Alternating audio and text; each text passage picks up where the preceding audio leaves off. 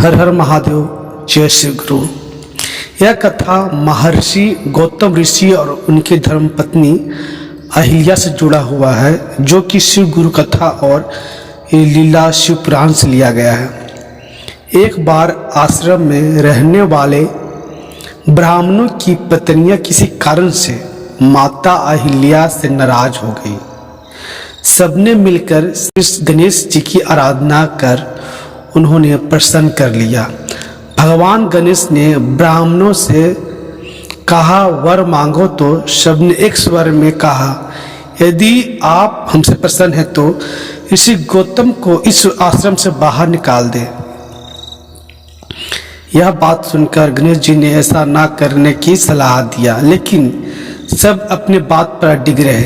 अंततः विवश होकर गणेश जी ने उन लोगों को तथास्तु कह दिया। अपने भक्तों को मान रखने के लिए एक दुर्बल गाय के रूप में धारण कर ऋषि गौतम के खेत में चरने लगे। गाय को चरते देख ऋषि गौतम बड़े प्यार से हाथों में घास लेकर उसे हाँकने के लिए उसकी तरफ गए। जैसे ही घास का स्पर्श गाय से हुआ वही मर गई। फिर हाहाकार मच गया। सारे ऋषिगण उनकी भर्त्सना करने लगे और सारे ऋषियों ने एक स्वर में कहा, आपको यह आश्रम छोड़कर जाना होगा। गो हत्या करने वाले के निकट रहने से हमें भी इसका पाप लगेगा। अंततः आप यहाँ से आश्रम छोड़ दें। फिर वो गौतम ऋषि आश्रम को छोड़ देते हैं। महर्षि गौतम अपनी पत्नी अहिल्या के साथ आश्रम छोड़कर दूर जाने का फैसला कर लेते हैं।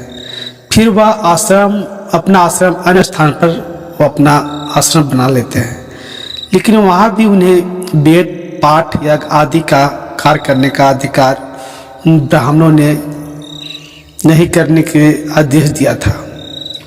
महर्षि ने बड़े प्यार और आदर भाव से कहा कि आप लोग मेरे प्रशिक्षित होकर कोई उपाय बताइए। तब उन्होंने कहा, पहला मतलब वो बोले महर्षि कि आप बताइए कि सब क्या उपाय है जो हमें गो हत्या का जो पाप है वो हट जाएगा। तो उन्होंने बताया था, पहला आपको अपने आप को बताते हुए पृथ्वी का 3 बार परिक्रमा करना होगा। फिर दूसरा 1 महीने का व्रत करना होगा। और तीसरा ब्रह्मगिरी पर्वत का 101 परिक्रमा करने के बाद आपको शुद्धि होगी। यहाँ गंगा जी को ला के उसमें स्नान करके 1 करोड़ शिवलिंग स्थापित करके पुनः गंगा जी में स्नान करना होगा। यानी कि उन्होंने बोले, ऋषि बोले थे तीसरा वचन में कि आपको 1 करोड़ शिवलिंग बनाकर आपको उस गंगा जी के अभिषेक कराकर आपको पूजा करना होगा। और चौथा ब्रह्मगिरी का 11 बार परिक्रमा करो।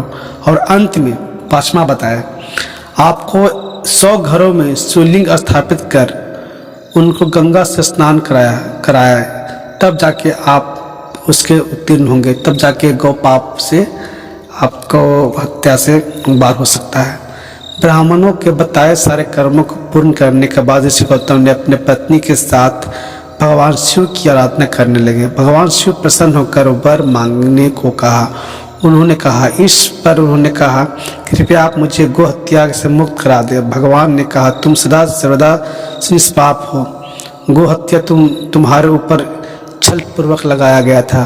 फिर भगवान ने कहा, मैं ऐसे ब्राह्मणों को दंड देना चाहता हूँ। इस पर महर्षि गौतम ने कहा, नहीं प्रभु, उन्हें कोई भी दंड न दे। उन्हीं के कृपा से फल मतलब ऐसा फल प्राप्त हुआ है। अब आप उन्हें मेरा परम हित समझकर उन्हें क्रोध न करें, बल्कि उन्हें माफ़ कर दें। मतलब ऋषि वो होते हैं जो मतलब दूसरा कोई गलती करे तो उस गलती पे ध्यान नहीं देना चाहिए, अपनी गलती को सुधारना चाहिए और अपने दुश्मन को भी गलत नहीं बोलना चाहिए। यह हमें कहाँ सीख मिलता है।